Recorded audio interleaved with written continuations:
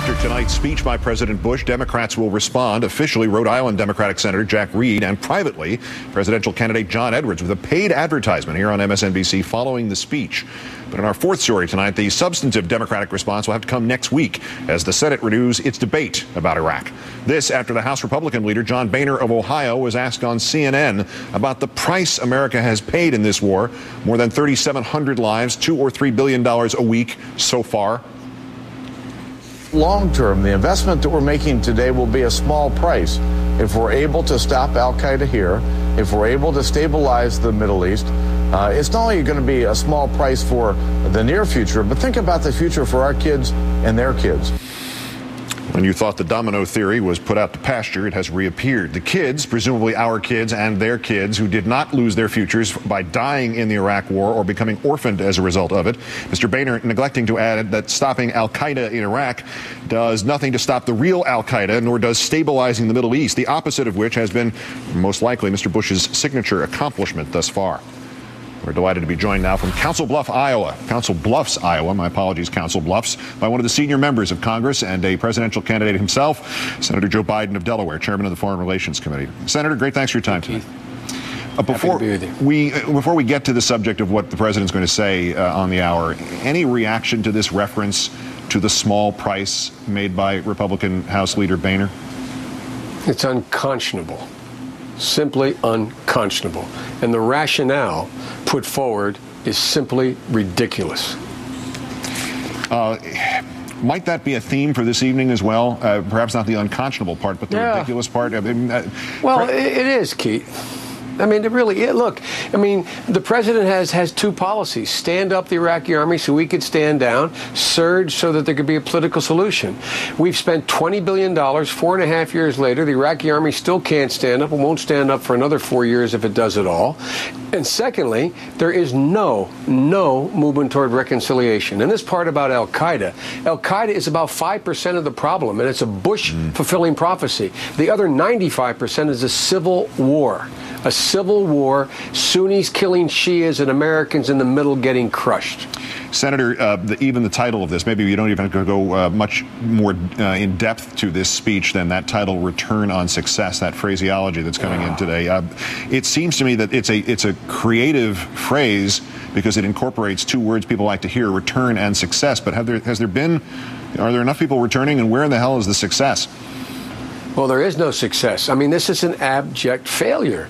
This policy is an abject failure by their own measurement. Their own measurement. Remember, they were going to stand up these Iraqi troops. You heard the testimony. They're not ready to stand up. They're not even close, standing up to relieve American troops. What political reconciliation has taken place? None. I was in Anbar province. I was with Abdul Sadr, the guy who just got blown up, the tribal chief. I sat next to him for 3 hours. They're telling me how everything is fine and dandy in there, and everything is safe. This guy had a tank in front of his house to protect him. This guy's the leader of the Sunni resistance to Anbar al-Qaeda, and he just got blown to bits outside his house. Tell me about the security. Things are much safer. Did this sheikh actually support the president's goal of this centralized Baghdad government? And no. How far can you rely on unelected autonomous tribal leaders who in many quarters are believed to have been had their opinions changed on which side to support by the felicity of money? The only thing you can rely on is that the Sunnis and the Shias and the Kurds are not going to let anybody from any other faction ever police or ever be a political force in their area. That's the only thing you can rely on. So the sooner we get about setting up a decentralized federal Iraq, that their constitution calls for, the better chance we have of leaving without leaving chaos behind. But we must begin to bring our combat troops home now. This is bizarre. Admiral Fallon is correct.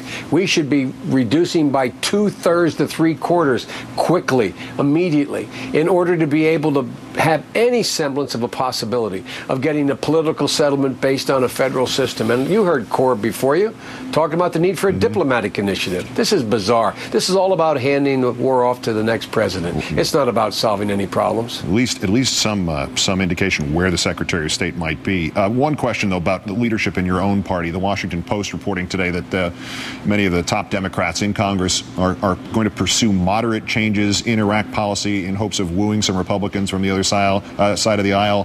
What is the point of compromising, though, if the president's going to veto anything he doesn't like anyway? Well, that's kind of my point, Keith. I think there's four things we got to do.